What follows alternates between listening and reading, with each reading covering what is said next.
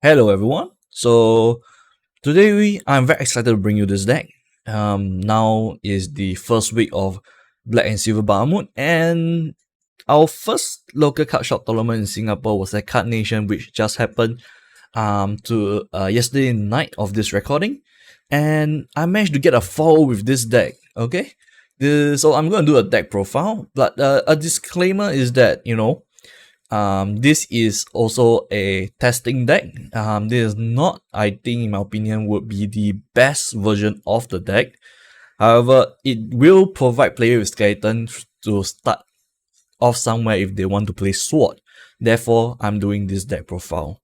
So, with that said, let's start off with the first one drop. As you can guys see, 2 swordsmen.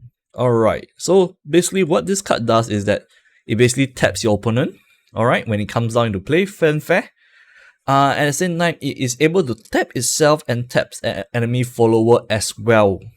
So this guy basically makes opponent cards attackable for you. And in my opinion, swords do have a lot of way to trade into their opponent. However, they have little ways to target remove opponent. So a lot of time, if your opponent are not attacking with their followers, you're not able to trade well against their follower with your follower. So swordsman helps by tapping your opponent to work around this issue. And with that, we move on to mate leader, the bread and butter for swords for quite a while. Playing 3 of this, some people will say 2 is enough because you only will be playing 2 evolve, but I'm playing 3 because of how my ratio is built. For those that do not know what's the effect is, basically she evolve and she's able to search an evolve follower to hand, and basically there's a lot of strong evolve cards in sword that would want to be searched out by her, especially the new card that is in the meta right now. Alright, so next we have is Veteran Lancer. So Veteran Lancer is there because you need to ward against early aggro, and late game is just a cheap ward against any opponent storm follower. So this card is underrated in my opinion in general, where most people would rather play Lantern, 2 mana 3/3, but this 2 mana 2/3 ward does provide a lot more in terms of support than raw power. So I decided to run 3 of her. And next you have Whole Soul Swing. So this is the first good hard target remover for hard target soft remover for sword, because it's 2 mana, it deals 3 to a follower, and you put a soldier in the EX area. Sword did not have a 2 mana remover, but with this now they are able to do a lot of combat tricks. At the same time, during early game, they are able to remove problematic cards without having to wait for them to attack. So this is very important for sword as well right now. And next, for the last 2 drop, we have Altarian Light. Altarian Light is a 2 mana amulet that is very, very underrated in my opinion, and I want to thank NH3 for his explanation on why he played Altarian Light. And he just opened my eyes, because Altarian Light is a 2 mana. Pay 1 and tap this amulet, you summon a soldier, 1/1 soldier with Storm. Or pay 2, you tap this amulet and you tap enemy's follower, which we are not going to use often. Or pay 3, you tap this amulet and you draw a card. So basically this card gains more value over time, more value than Path to Purgatory, which is the more favorable draw during the last season. However, I do find that the NH3 explanation that this card, as long as you're playing a more control matchup against a control deck, is a lot stronger because the value increases over time a lot more than just Path to Purgatory, just drawing 3, and then you're starting yourself by taking 3 damage as well, which Sword have issue right now because they do not have much way to heal up. So thanks NH3 for showing me how strong this card actually is. And next we move on to another bread and butter, which is Flora Fencer. So Flora Fencer is there because it's a good card on turn 3. After evolving on turn 4 as well, it basically give you more tempo on the board that your opponent will have a hard time to remove unless they are dragon. So 3 of this. Okay, so Gem Staff Commander also 3 as well. This is another bread and butter because this is your searcher for sword. Basically, this search for any sword follower. So this card is very good. And then next you have 3 Novice Trooper. Because Novice Trooper 3 mana 3/3 is just good stats and it has Storm. So this card is very, very good as well. And because of also a later card, I'll tell you why I'm playing this. Next you have Flame Soldier. Let me double check just to make sure I didn't butcher the name. So yeah, Flame Soldier. So 3 mana. So basically this acts as a soft removal, same as Whole Soul Swing. So this 3 mana 3/3 effect Fanfare deals 1 damage when it enters the field. However, if an ally follower dies this turn, it will deal 4 damage. So basically this is a remover. And here we do see that I played a lot of 3-drop, and the reason why is because I was trying to play with this. Amelia is the new card in Black and Silver Bahamut, and she's been doing very, very well. However, it's not as what it seems. So most of the time when she enters the field, she will be mostly using her second effect, which is deal 4 to a follower. But she have another effect that most people are very hyped about, was that her first effect is when you play her, you can drop a 3 or low cost follower from hand into play. It does gain some tempo, but most of the time you usually use for the second effect, and the second effect will also bring you up by a lot of tempo because you don't need to waste evolve point, you don't need to waste anything. It's just a 4 mana remover plus a body, so you do not lose tempo. Very, very strong card, giving you a lot of tempo. And then next you have is for Otohime. So even with the introduction of Alexander, which Alexander is a 6 mana 5/9 rush direct attack. Whenever it has strike, whenever it does damage to a follower, it can stand. So even though with the introduction of Alexander in Black and Silver Bahamut, I still feel Otohime is still a good card. Not say as strong as it was before, however, it's still a good card given how these decks run, because you're still able to flood the board, and against sword, against mid-range tempo in a mirror, having bot is important. Having the tempo on board is important. That's why I still feel that Otohime is very strong. And next, we play one piece of Albert. So Albert is more or less for the OTK combo, which I'll show you later. With what it is not a very good 4-drop in my opinion, compared to Otohime, where he just come in and rush. Maybe in an aggro deck, Albert is strong. However, in a tempo deck, which my deck primarily is not that strong because it is below the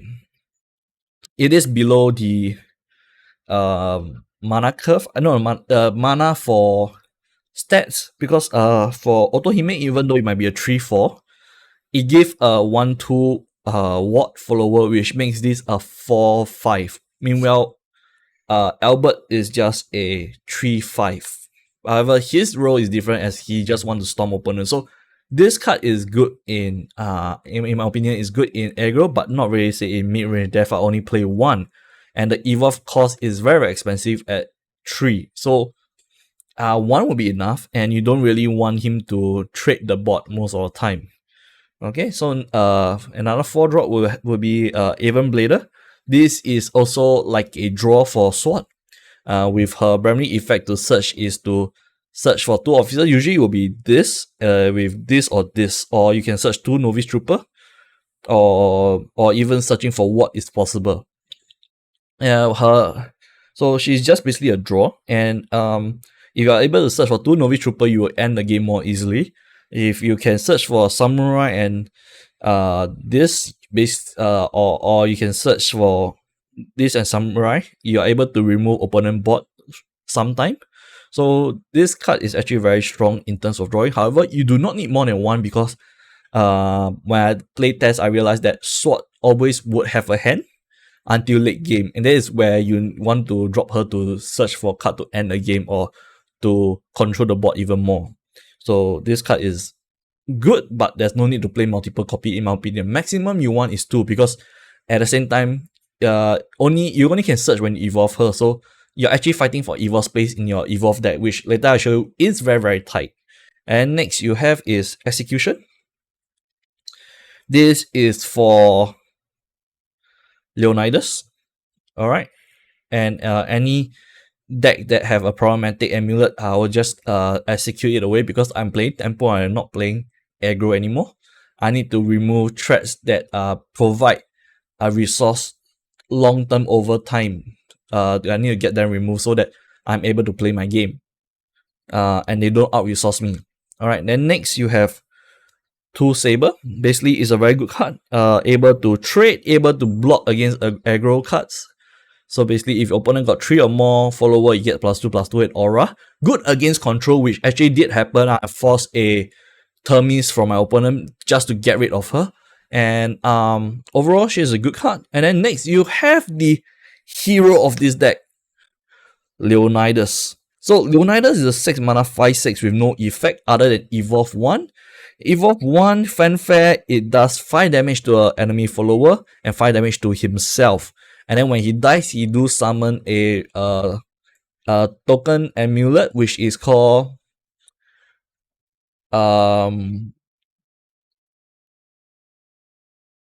Leonidas Resolve, which is whenever a Swordcraft follower comes into play, give it +3/+3 and rush. Therefore, why Novice Trooper is good in this deck is because Novice Trooper, wherever it comes, you get +3/+3, and you already have Storm.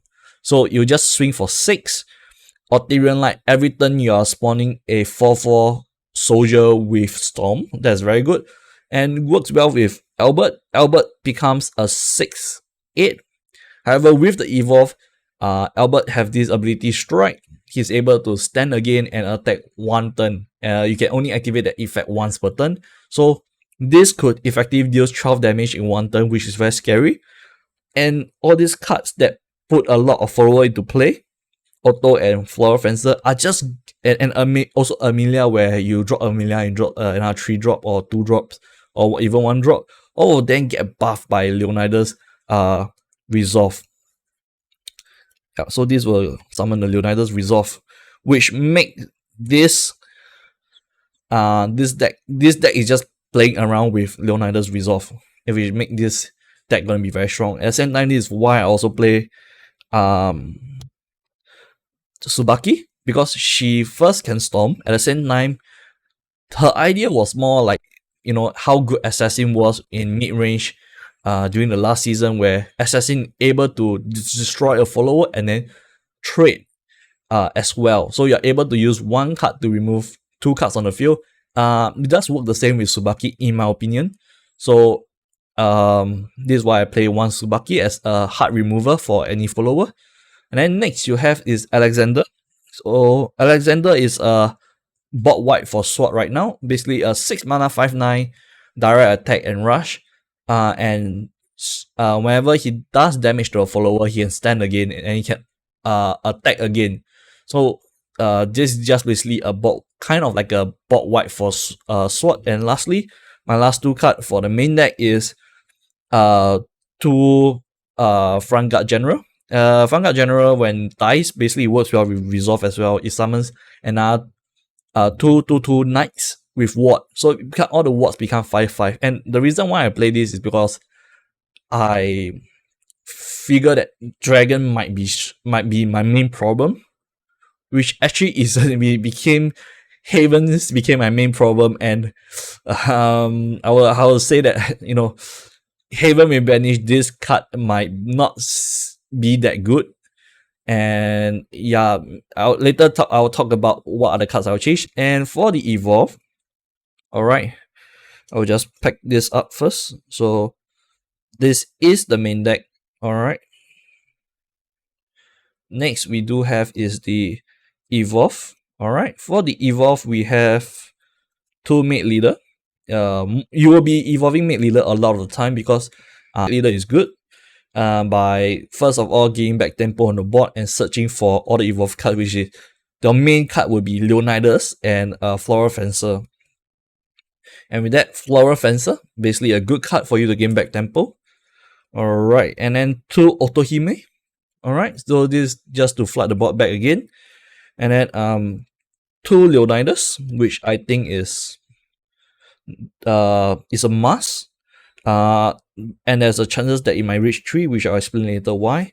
1 Albert, because this is just for the big swing combo where you have Leonidas Resolve and his Evolve basically doing 12 damage, and 1 Aven Blader just for the draw. So if you're playing 2 Aven Blader is just a useless card when you play herself. You do have to evolve to get the Search 2 officer to hand. So I find that if I'm playing 2 and then once I draw 1 other Aven Blader late game, it's just a dead card.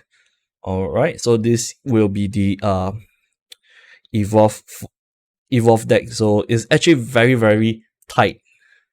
And okay, so with that said, right, how I want to change, how this deck might change in the future is that first of all, I will reduce 1 front guard general, and I'm gonna start to see more people gonna play Leonidas, and most people will be running 2 Leonidas. So I will change 1 of this to execute, which I already have, and this should basically solve the issue of getting rid of both the Leonidas Resolve and any other cards I would like to remove. As of now, no. What other cards people will play is that they might change Novice. They will change this. So let me put this aside first. They might change Samurai for Quick Blader. This is a personal preference. So some people do prefer Quick Blader because the Aven Blader can search for Quick Blader as well. And if you do have the Leonidas Resolve on the field, everything get +3/+3 and your Storm Follow gets very, very big. So a lot of people might prefer Quick Blader over this. However, due to the way I'm playing right now, it's more of a control-ish. I don't like Quick Blader because if you drop Quick Blader on turn 1, it became not a very strong card once it gets traded off. In terms of tempo on board, Quick Blader seems very, very weak in my opinion, and that's why I play him over Quick Blader. And maybe another thing people might want to change is this Otohime. So there's a lot of people who feel that Otohime has just 4 off L plus ratio, or 4 off. And some people might play, I don't have the card, but I'll put it here, Olivia. So some people think that Olivia will be good because the combo is that once you going first, let's proceed this as Olivia. You drop Olivia on turn 5. You gain the 1 evolve point and another other ability depending on situation. And then once on turn 6, all of a sudden you are able to drop Leonidas plus his evolve. So Leonidas is where's my Leonidas? Oh, this I should be here. Yes, Leonidas is a 6 drop. As you can see, it is a 6 drop. Okay, and the cost for evolve is 1, which is a bit hard to see here. Okay, 1. I'll put a card or at the side so you guys don't have to worry. Cost to evolve to 1. So if you are playing Olivia, you'll get the evolve point, and then it goes on turn 6 to Leonidas, and then evolve Leonidas, getting out the amulet. This amulet out ASAP. However, this is only good if you are going first. If you are going second, I kind of feel Olivia is not really that strong. So maybe people might play 2-2 or 2-1 depending on how they feel like it. And yeah, Olivia right now is just too expensive for me to test. But the general feedback has been that Olivia has been okay. But pushing out this combo has been very, very strong for Sword. So maybe this will be a staple for Leonidas. So do look out for Olivia. And yeah, so basically that's the deck profile. Please note, as I said, it is not the best version of the deck there is right now, and even with all this introduction, it still might not be the best variant of the deck. And decks always depending on your playstyle, so do a lot of testing and see what's your favorite playstyle, and comment below, tell me, is this good or is this bad? Do you think Sword's gonna be the god tier of this season? Alright, that's all folks. Now, bye bye.